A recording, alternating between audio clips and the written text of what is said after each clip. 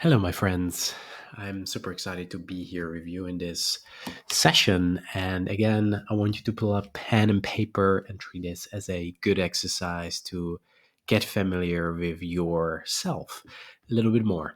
There will be exercises throughout this presentation, but we will be very swift today because it's quite a long presentation. And I want you to really have the chance to watch this at your own time and pace so that you can revisit some of these places and sections to really get more familiar with what you can do and how you could impact to increase your own happiness, but also, secondly, how you could use this to increase the happiness in your business.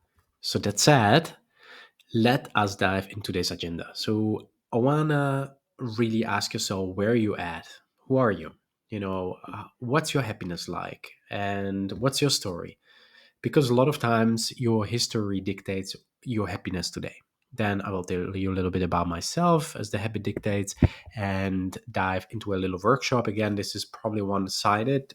So use this as a training ground and board to maybe tackle your ideas with your friends or with your family, and maybe share it with your colleagues and then ask how they've done on this exercise. Then when I share with you 15 strategies, hope we can get through all of them. Again, I will be quite brief so that you can a little bit think behind the scenes what is happening. And if there are questions, please feel free to shoot me. I will share also my contact details. And if there is something more you want from me, please reach out. So again, we go back to you. I like this exercise a lot because it challenges us to think, okay, where do we come from? Who are we? And you might have seen this slide on different presentations because I sometimes use this as a jumping board to really remember who we are. And what's your story? What's your happiness like? Are you happy? Are you not happy? Do this exercise for yourself on the scale from 0 to 10, 0 being I'm not happy, 10 being super happy. Where are you at? Are you happy? Are you not happy? And then also think in the context and the setting where you maybe work, where you are resign. Are you happy at work? Is your team happy? Are you a boss right now? Are you a C level? Are you a manager? Allow yourself to evaluate these two areas. So please give yourself, maybe 1 2 minutes. Pause the video if you need. You will use pen and paper if you can, or just write it somewhere digitally for yourself. So ideally you've done that. And as we move towards this slide, I don't want to make it such a big self promotion.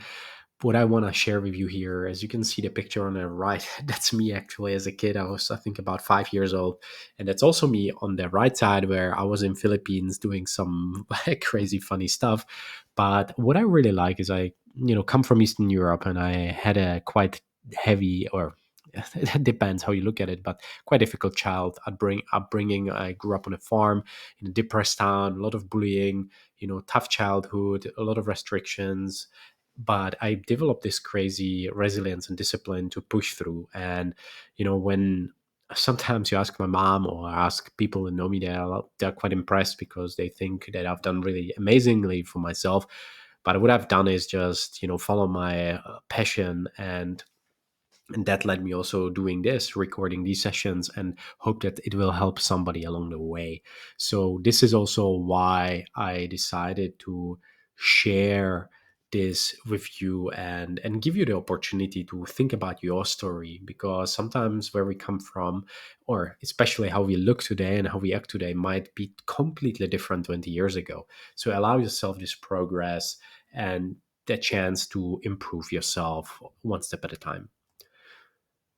So while you're thinking about your story, I would love you to pull your Android or your iPhone, ideally with a camera. But probably if you do a camera, it will not work. Please use your LinkedIn app and navigate to the search bar on your mobile device, and then you will be able to choose either you scan somebody's code or somebody else's scans your code. And in this case, you choose to scan, and then you will directly navigate towards me, or at least have the chance to connect with me or follow me, whatever you want. But why I'm doing this is because a lot of this, what we do in happiness, comes to people we know, and I've made it my mission as well to help people, getting their better jobs, better promotions, stuff like that, because I struggled a lot myself. And maybe I can give you one or two tips that will help you or connect you with somebody. So again, network your network is your net worth. So again, use your LinkedIn device or your LinkedIn app, navigate to the search bar, and then choose that little QR code, and then you can scan my QR code and connect with me. I would be really happy to meet you one day, perhaps share a drink or a word of wisdom. All right, so let's dive right in. I hope you're ready. Take a sip of water and let's jump in. So, happiness in business. It's a big topic, really broad topic, and that's why I want to tackle it quite fast, just because there are so many angles we can dive into that, from your mental health and your business health. But what I want to really focus on in this particular session is on your own personal happiness, and then on your business. And I've ran this exercise within different groups, and it was met quite positively. And that's why I also decided to record this, because some people might really benefit from the fact that such recordings are available. But before you are happy, oftentimes, and depending, you might be happy, you might not be happy, depends if you've done the exercise really well at the start and evaluating yourself, you can always go to the next level. But often when it comes down to business happiness, people are like this little smiley on the left side, and the goal is through little chess playing and moving from left to right, up and down, to move towards this little fellow on the top.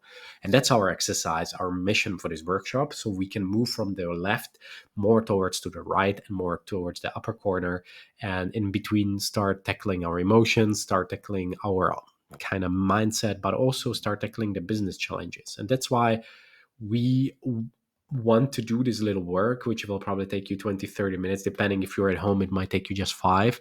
But please pause this video, write stuff down. On first part, I want you to think about how could you improve your happiness. So let's say you're on the first self-evaluation on the scale from 0 to 10, you're at 5. And you want to move towards 10 to feel really great. So what do you have to do? It depends, obviously, how you look at it. Is it, your personal life? It might be that you're not happily married, or that you want to have kids, cannot have kids. There are different things. So I on purpose left it quite wide open, because I want us to be very broad first. And the second is, how does it play out with increasing positivity or optimism in your business environment? Perhaps you're a stay-home mom, so that's your environment. Perhaps you spend most of your time with your kids, and you need to be a good role model, and that means maybe not getting so angry when they put on a tantrum. So again, focus first on improving your own happiness. And to give you an example from this workshop I have done the other day, one lady actually came forth, and she said, hey, maybe if I focus on my own, moving an activity every day, get up and walk, or doing some running and spot, it might be actually very useful for my own happiness. And then another lady actually chimed in, and she was like, hey, that's actually a great idea, because when we move together in our company, sometimes, what we try to do with some colleagues or friends, we meet early in the morning for yoga to cheer each other on. And that's how we improve our positivity in the business. And I really like this setting or this example, because it is very important for us to feel great. And often when we feel great, other people sense it, and we can inspire other people to feel great too. So please take now, 5 to 30 minutes, depending if you watch this with a friend. I would encourage you to watch this maybe with a colleague. Also, please share it with some of your friends. If you see this as a beneficial to 3 friends, I tend to find that that can be very helpful and help us to progress faster. But now, once you have taken the time, I hope you paused. Let's dive into the 6 ways, the first 6 ways, how we could improve your happiness, especially at work. Again, the personal happiness will kind of come a little bit with this, but I wanted to focus more fun at work first, because I know a lot of us spend, up to 90 1,000 hours in our lifetime, if I'm not mistaken, at work. That's a lot of time, and we better spend the quality time good, or we better switch for a company or do things that we love rather than dragging things. So again, don't feel the pressure to improve everything right now. You might have a list that might match with this, but you might have two totally different things. That's fine. But try to see if these things can be blended together. So the first one, pay attention, especially please, a little side note to the sun here. So what I intended to do is to stack these things on the top of each other. So when you go through the presentation, your positivity starts to increase as well. Or especially if you return back to this presentation in a couple of weeks and you're like, okay, I did this and then I did that and stack it on the top of each other. This is the power of habit building. And as Charles Duhigg talks about, so think about it from this perspective. The first strategy is create happiness boosting traditions. Engage with coworkers. If you're a stay home mom, engage with your husband, your kids, perhaps your neighbors, and together create some cool recharging routines. It might mean going for a walk. My ex boss in my early job, he was really prominent on going for a walk and talking. So walk and talk, you might have heard this acronym. And I really liked it to walk anyway around lunchtime because I feel my energy is down. And since I'm skipping breakfast as well, most of the time, I just had a meal and then I go for a walk to get my daily 10 to 15,000 steps. So it's really cool to have the happiness boosting traditions, and you see it a lot, especially if you commute or go to the office, that people do it together sometimes and they go for a walk around the block with colleagues. Second, I want you to get up and walk around. I know this seems like really related, but even if you're alone, especially if you're alone, because a lot of us have remote type of work and setup, go and walk around your house. Even if you don't go outside, go on a balcony, go on a terrace, talk to your friends, schedule a few minutes every day to catch up with your colleagues. And that's, again, I'm talking here to a lot of people who go to their office, but a lot of people who are actually working remote. So if you're at the office, please use that. Those days when we are at the office, often we are not so productive, but we have the luxury to catch up with people that we care about and our colleagues. So do that. Third, I want you to focus on your workspace. Start improving where you work and you will enjoy it more. Believe it or not, I'm big advocates of plants. If you come to my home, you see a lot of plants around, cactus to different shape type of plants. And also, when sometimes I play some music, some jazz music or some, house to just improve the environment, the feeling. And yesterday, during one of the workshops, also one lady actually mentioned that music, and another gentleman, that music is actually very important for the improvement of the mood. So have a designated space only for work. I tend to find it very useful. Don't work in bed. I know many people are advocates of that, but I'm not. And I like to have my bedroom just set up for relaxation, and then my designed workroom just for work. Then the fourth, I want you to compliment someone. Again, if you're working remotely or at the office, it's not really important here. Find every day a space and time to compliment and to give somebody a compliment, and you will see you will start feeling better. You will start improving a little bit of positivity and the way you feel about yourself. And I know this might seem like very simple and straightforward, but when you do it consistently, this is how your life improves. Fifth, I want you to check in with somebody today. It's not just complimenting, it's about reminding yourself, setting reminders to talk to people on a regular basis.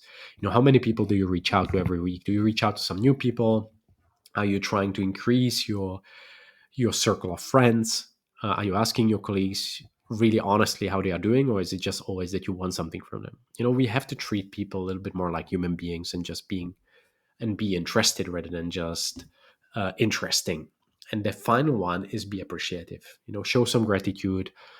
Don't take things for granted. Be thankful and show it really honestly. And then when you do all of these six strategies, when you are appreciative of things, and when you are, check in with others, compliment someone, make your workplace a bit better that you enjoy, getting up, walking around, and really creating happiness boosting traditions, this is when, your life starts to improve.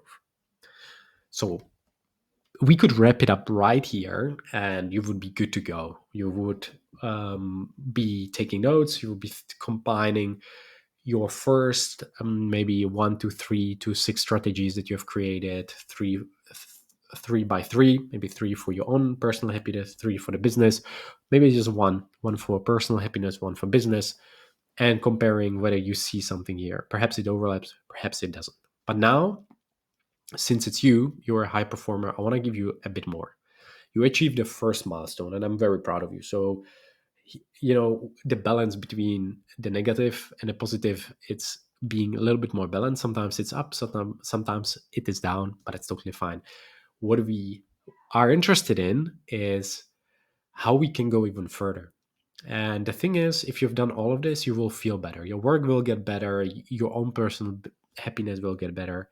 But the thing is, work is more than just all of these traditions. There is stress, there is anxiety, and there is pressure. These three things: stress, anxiety, and pressure. And as a high performer, you need to learn to deal with those adequately. It takes time, takes resources and energy. And some of these, stresses, anxieties, and pressures might come from deadlines, might come from negative colleagues, might come from bad coping strategies like workaholism, job uncertainty, or running away from problems. That can be home problems, it can be work problems. And that's why we need to start with another strategy. Number 7 is reframing your stress and anxiety to happiness. So I borrowed here few things, or if you will, kind of 3 strategies. So to improve the way you cope with stress, anxiety, and really start taking the first steps. I'm a big advocate of Susan David, and I read her book and listened to some of her podcasts, and I like how she talks about dealing with emotions. And she wrote this book, Emotional Agility, and it's a lot about resilience and how to kind of navigate this chaos in our head and our hearts. And I like this quote: "But I'm about to propose something that might sound crazy. You don't need to get rid of stress to live a happy, fulfilling life." Susan David. Funny why I included this here, because I was probably the best and advocate of getting rid of stress and anxiety and all these negative emotions. I always try to override it with positive emotions and with smiling and stuff until I figured, hey, I'm just putting the plaster on. It's okay to feel down and not always like in my A game. First, what Susan David offers us is to think of your stress anxiety as a radio station you want to turn off. So it's not rather to get rid of it, but tune it down. Second, she suggests that we reframe the situation, perhaps the emotion. So you wouldn't try to drown out the bad station by playing other music on the top of it, would you? Of course not. And that's what I was doing for many, many years with my positive emotions, trying to get rid of the negative ones. Third is choose. Trying to cover up stress with positive thoughts or behaviors usually does nothing drown out the stress. So here you have that. And that's AKA you feel really, and I can think back to, some situations where I just felt so much anxiety and I tried to be positive. It helped me, but it wasn't really doing the real thing. So instead, you would find a dial button and move to another channel, not eliminating the first station, but choosing the second station instead. And I like it. This is a subtle change, but by us choosing a different approach, different station, I know it sounds almost like what I was doing was working, and it was to some extent. But when I figured that I don't need to really let the anxiety just run my life, but I can just let it stand there. And I did this exercise with my coach, Deborah Gemmel, the other day, where She suggested, hey, sometimes you can think about your emotions like bumper cars and this noise in your head that is hanging out at a porch or at a balcony, and you don't let them come in the house. They will never go away, but they don't have to run your life. And I like this example as well here with the dial button on the radio. So if we have done that and we understood that and we try to apply that, we have achieved the second milestone. So I want to applaud you, and I want you also to pat yourself on the shoulder, give yourself a high five. You've done really brilliant job. But then to go further from here, and whether we think, okay, we count these three as separate strategies or just as a new one, then it doesn't matter. What is very important is that we need to learn, if we have navigated this and managed to dial down the stress anxiety, to how to keep calm and what are the strategies. Think about things that could help you, like thinking positively, being grateful, getting enough sleep, being active, breath, practice or breathing practice, meditation or mindfulness. Don't playing the victim. So we could dive into these endlessly. And what I want to state here really quick is the strategy of getting enough sleep. Please, if you do nothing else, focus on sleep. Make sure that you try to sleep 7 8 hours a night, because that alone will improve a lot of these things around. So again, if you're interested in some of these and my opinion on these, please reach out or just Google and you will find definitely the right answer. If you've done that, and if you included some of these in your life, and maybe what you could do is create stickers and just put it somewhere, choose one, two, three, and says, okay, I will focus on these every day, you've achieved the third milestone. So well done. Now, another strategy I want to give you guys is live your values. Again, this is a very easy thing to do, but a lot of times what we need to do is re-evaluate our values, re-evaluate our excellence, our commitment to team spirit, our commitment to high performance and self-control and enthusiasm, and especially the one to build a relationship with people with similar mindset. If you want to go to the next level in your life, as the strategy dictates, you need to commit to new values sometimes, because a lot of times what brought you here, and that's another obviously session and another workshop, will not bring you to the next stage. But what could bring you to the next stage is your commitment and your redefined values. So if you've done that, and I believe you've done, then you have achieved the fourth milestone, and you're really well on your way now. You're really, really going places. But in order to finish off, I have last two principles for you, or last two goals to focus on. And think of a situation. And I remember when I moved to the West, I was really struggling. I was really struggling to manage my stress, because sometimes, even if we do all of that, we really need to somehow have these go-tos, not just occasional strategies, but go-to solutions that will help us to dig deeper. And Hans Shelley says it's not stress that kills us, it's our reaction to it. So we already know how Susan David would tackle this. She would say, dial it down. But I believe sometimes things can be very physical. And that is why the first strategy I would suggest to you is exercising. Exercise is one of the most important things you can do to combat stress. Really, I've noticed that. I come from a sports background. I have some certifications. Last year, we also got certified in free diving. So I keep pushing the boundaries, and more I do that, more I realize that exercise movement is one of the best ways to combat stress. So what's really happening when you exercise? The stress hormone is released, but also the dopamine release is released. So what really that means is that the happy hormones are released. It also means that your sleep is improving and your confidence is improving. So more confident you feel, your better your body looks, more competent you feel. I know it's really silly, but that's why you see a lot of bodybuilders and fit people walking around like they own the whole room. And it doesn't mean you have to walk like that, but exercise can help you to get hired as well. I've honestly seen that. I've hired people who come from a sports background. I got hired myself because of this. Again, you don't have to be a bodybuilder, but just take care of your healthy wellness. Second, sometimes what you really need to do is consider some supplements, because if you're undernourished, some supplements can really help you to combat stress and anxiety. So omega-3 fatty acids, eating fatty fish, making sure that you eat some salmon. Ashwagandha is very good. I do it and use it once in a while to treat stress. GABA is the gamma aminobutyric acid. Pardon my language, and it's the receptor in your brain which basically gets optimized. So you can buy GABA as well, GABA, or valerian root as well, but you might feel a bit groggy after. Third, I want you to laugh more. Sometimes it's hard to feel anxious when you're laughing.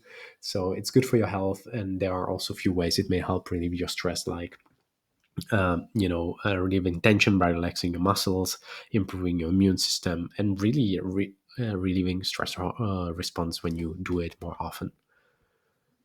The last one, what I want to give you guys as well, and first before we do that, is want to tell you, it's great to celebrate because you have done and achieved the fifth milestone, but we need to do the last one, and that's, I see it as the very important one, and it's called just live.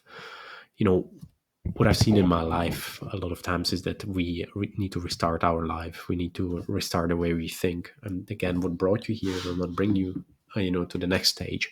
But what will bring you to the next stage is really restarting your life and making new decisions. So this might mean that you need to sign up for a golf course, start drinking lemon water every morning, surrounding your place by some nice plants, go to travel. It's really about applying all of it before, but really diligently and consistently. So it's really about consistency in your life. That's what will bring you to the next level. If you've done that, you've achieved a sixth milestone. So with that, I think you've really way on your way, and you can really get to where you want to go. But even so, with a lot of these things, we need guidance, we need challenges, we need somebody who understand this hard road, and some camaraderie, if you will. So I'm currently writing a book which is called You, so you can fill up your name on the first page when you open the book. Positive leader, so it could be Marianne, it could be anybody, it could be Ulf, it could be Matteo, and I'm really excited for you to go to the next stage. But even if you don't ever read this, you might subscribe for some of these things and different publications where I run these workshops or podcasts. But even then, if you need some personal advice, or perhaps your team, or yourself, please reach out. I'm more than happy to help. And again, please stay awesome, stay motivated. Remember, it's consistency that will get you to the next level. So until the next time, stay awesome and legendary.